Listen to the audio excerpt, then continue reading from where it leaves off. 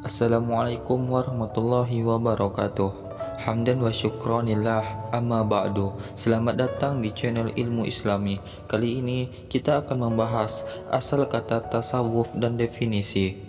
Sebelum kita mempelajari tentang tasawuf lebih lanjut, guna untuk membersihkan jiwa kita, maka terlebih dahulu kami akan memberikan definisi atau batasan tentang tasawuf supaya kita tidak ragu-ragu untuk mempelajarinya lebih lanjut.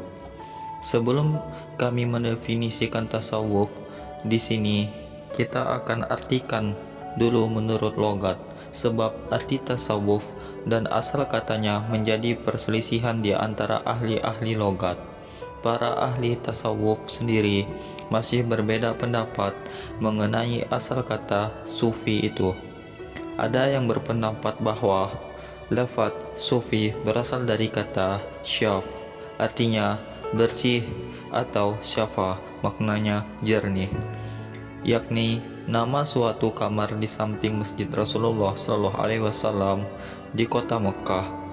Sebagian para ahli tasawuf yang mempunyai pendapat bahwa sufi berasal dari kata tasawufah, ya tasawufu, tasawwufan, yakni fi'il madi dari tusulasi mazid rubai yang mendapatkan tambahan ta pada permulaannya dan tasydid pada ain fi'ilnya.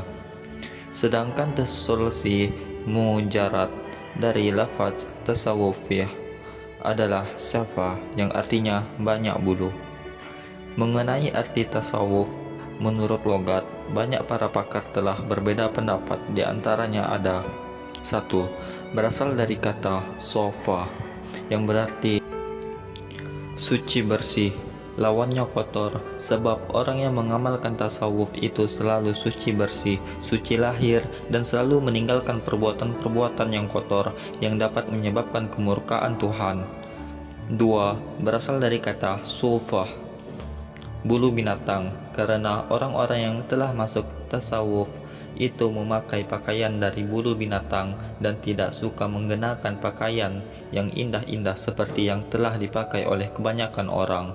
3. Berasal dari kata sufah, segolongan sahabat Nabi Muhammad SAW yang menyisihkan dirinya di serambi Masjid Nabawi, sebab di serambi tersebut sahabat Nabi selalu duduk bersama dengan Rasulullah SAW guna untuk mendengarkan fatwa-fatwa dari Rasulullah SAW. Perlunya untuk disampaikan kepada mereka yang belum pernah mendengar fatwa tersebut. 4. Berasal dari kata sufatul qafah, bulu yang terlembut, dengan maksud bahwa orang sufi itu bersifat lemah lembut. 5. Berasal dari kata sifah, sebab seorang sufi itu mempunyai sifat-sifat yang terpuji dan menjauhi sifat-sifat yang tercela. 6. Berasal dari kata ahlus soffah, orang-orang yang telah mengikuti Rasulullah pindah dari Mekah pindah ke Madinah sebab karena kehilangan harta benda, berada dalam keadaan miskin dan tidak mempunyai apa-apa. Mereka tinggal di Masjid Nabi dan di atas bangku batu dengan memakai pelana sebagai bantal. Pelana tersebut sufa, bahasa Inggrisnya adalah saddle cushion, sedang kata sofa dalam bahasa Eropa berasal dari kata sufa. Sesungguhnya miskin ahli sufa berarti baik dan mulia, sifatnya tidak mementingkan keduniaan. Miskin tetapi berhati baik dan mulia, itulah sifatnya kaum sufi. 7. Berasal dari kata saufanah, yaitu sebangsa buah-buahan kecil berbulu-bulu yang banyak tumbuh di padang pasir Arabia. Pengambilan kata ini sebab melihat orang-orang sufi banyak yang memakai pakaian berbulu dan mereka hidup dalam kegersangan fisik tetapi subur pastisnya. 8. Ada orang yang mengatakan bahwa asal kata tasawuf adalah dari gelar Haus bin Mur, seorang saleh di masa jahiliyah. Gelarnya ialah sufa.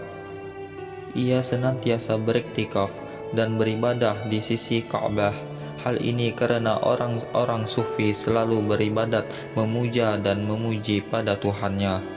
9. Sebagian pendapat ada yang mengatakan bahwa kata tasawuf berasal dari kata syafwah yang mempunyai arti yang pilihan atau yang terbaik. Oleh karena itu, orang Sufi biasa menganggap dirinya adalah orang pilihan yang terbaik. 10. Dan teori yang terbaru yang datangnya dari negeri barat yang mengatakan bahwa asal kata tasawuf itu berasal dari bahasa Yunani, bukan berasal dari bahasa Arab. Adapun kata itu adalah teosofi, dan kata itu sendiri tersusun dari dua kata, yakni kata theo dan sophos. Theo artinya Tuhan dan sophos itu mempunyai arti hikmah. Jadi Theosophos itu artinya adalah hikmah ketuhanan. Hal ini sebab ajaran tasawuf menurut mereka banyak dipengaruhi oleh ajaran Yunani Neoplatonisme. Dari bermacam-macam asal kata yang telah diuraikan oleh banyak pendapat di atas, maka orang-orang cerdik pun tidak mau ketinggalan, dan mereka telah merumuskan sebagai berikut. Abdul Qasim Kusyairi telah menyatakan pendapatnya bahwa tasawuf itu adalah menerapkan dengan secara konsekuen ajaran Al-Quran dan Sunnah Nabi besar Muhammad SAW, berjuang menekan hawa nafsu, menjauhi perbuatan bid'ah dan mengikuti syahadat dan meringankan ibadah.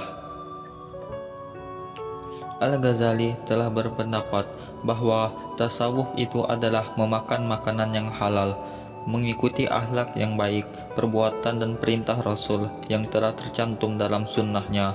Barang siapa tidak hafal akan isi Al-Quran dan hadis Nabi Muhammad SAW, janganlah diikuti, sebab ajaran tasawuf adalah berdasarkan ajaran Al-Quran dan sunnah Nabi.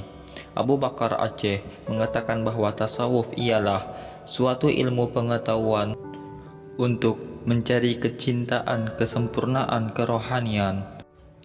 Syah Abdullah At-Tusturi telah berpendapat bahwa Sufi ialah orang yang membersihkan dirinya dari kerusakan budi, selalu dalam renungan yang paling dalam, dan menilai budi mulia itu yang paling berharga dari tumpukan emas dan permata. Abdullah Wahab Sya'rani menerangkan, ketahuilah ilmu tasawuf adalah suatu ilmu pengetahuan yang telah dilimpahkan ke dalam hati para aulia di saat hati mereka diterangi oleh cahaya Al-Quran dan sunnah Nabi Muhammad SAW. Junaid Al-Baghdadi menyatakan bahwa tasawuf adalah keluar dari budi yang tercela dan memasuki pada budi pekerti yang baik atau terpuji. Ibnu Khaldun telah menyatakan pendapat bahwa sebenarnya cara pokok kaum Sufi itu selalu memperhitungkan jiwanya sehingga ia benar-benar telah melaksanakan perintah dan menjauhi semua larangan. Bashir Al-Haris menyatakan bahwa orang Sufi adalah hatinya telah bersih semata-mata hanya untuk Allah Subhanahu wa Ta'ala.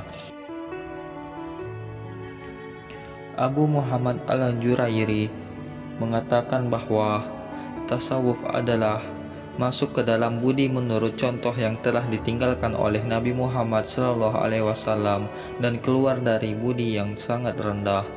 Prof. Dr. Hamka telah berpendapat bahwa tasawuf adalah membersihkan jiwa dari pengaruh benda atau alam agar dengan mudah dapat menuju kepada jalan Allah. Abdul A'la Maudadi telah menerangkan bahwa tasawuf adalah arti yang sebenarnya penuh cinta kepada Allah dan Rasulullah Muhammad SAW, dan setiap cinta itu memerlukan pengorbanan dan ketundukan pada perintah seperti yang telah tercantum dalam Al-Quran dan sunnah Rasulullah SAW.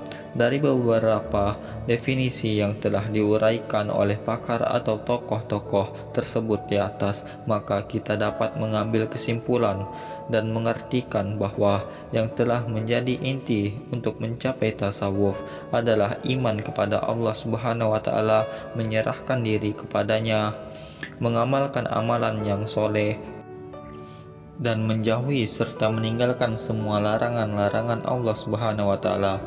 Demikian perbedaan pendapat dari para ahli dalam menentukan asal kata tasawuf dan pengertiannya. Akan tetapi kita harus ingat sejak kapan tasawuf itu timbul. Di dalam buku Nafatul Ins, Abdurrahman telah menulis bahwa orang yang pertama kali diberi gelar Sufi adalah Abu Hashim. Abu Hashim dilahirkan di Kufah dan meninggal dunia di Syam pada tahun 160 Hijriah atau bertepatan dengan tahun 777 Masehi. Sedangkan Zunnun al-Misri adalah orang yang pertama kali telah meletakkan dasar-dasar teori tentang ilmu tasawuf. Beliau adalah salah seorang murid dari Imam Malik. Imam Malik wafat pada tahun 246 Hijriah atau bertepatan dengan tahun 860 Masehi. Al-Junaidi al-Baghdadi adalah sebagai pelopor dan perintis penulisan ilmu tasawuf. Beliau wafat pada tahun 398 Hijriah bertepatan dengan tahun 910 Masehi. Menurut sejarah, orang yang pertama kali berbicara tentang tasawuf melalui pidato-pidato adalah Abu Bakar Ash-Shibli. Beliau wafat pada tahun 334 Hijriah dan bertepatan pada tahun 945 Masehi. Rabi'atul Adawiyah adalah seorang tokoh yang telah menjalankan kehidupan syufi yang murni dan masyhur dengan kesolehan dan ketakwaannya. Apa yang telah disebut di atas belum sepenuhnya disepakati, sebab kalau ditinjau kembali jauh ke masa sebelum Zunnun dan Ash-Shibli, maka ternyata Hasan al-Bisri adalah orang yang pertama kali telah meletakkan dasar-dasar yang sangat kokoh dalam ilmu tasawuf, yakni pada tahun 110 Hijriah. Hasan al-Bisri telah memberikan pelajaran yang sangat penting, yaitu pelajaran zuhud dengan dasar raja dan juga khauf. Sedangkan hanya sebagai peletak teori al-ma'rifah dalam tasawuf adalah Zunnun. Sejak dari ahli sampai dilanjutkan oleh Hasan al-Bisri adalah sudah dimulai dengan pidato-pidato mengenai ilmu tasawuf. Demikian yang dapat saya sampaikan, kurang dan lebihnya saya mohon maaf. Semoga apa yang telah saya sampaikan bisa menjadi bermanfaat bagi kita semua.